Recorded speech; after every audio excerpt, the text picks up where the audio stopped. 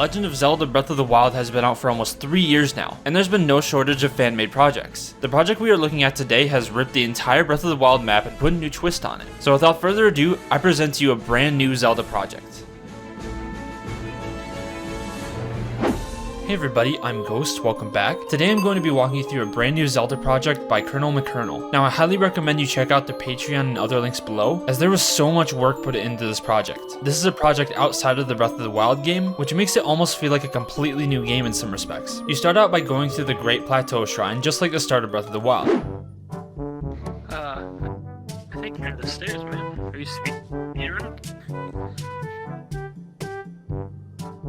You can eventually make your way outside where there's a really cool view.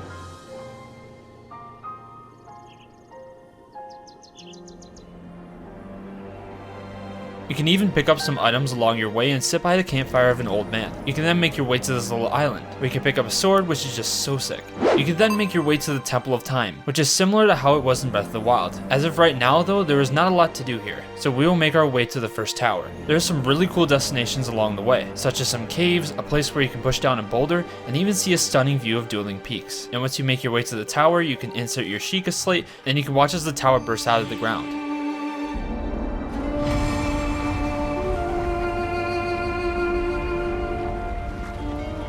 You can then gain some map information for your slate and walk over to the view of Hyrule Castle, where Calamity Ganon resides. After making your way down from the tower, you can visit the Oman Owl Shrine, where you can collect your first orb. Trekking through the lands, you can eventually make your way up to the snowy mountains. The snowy parts are really some of the most beautiful parts of this project in my opinion. Getting to look at the waterfall in first person is so awesome, and you can eventually find your way to the second shrine and grab your second orb. After doing this, you can continue to explore these mountains, where you will meet astonishing views and another waterfall.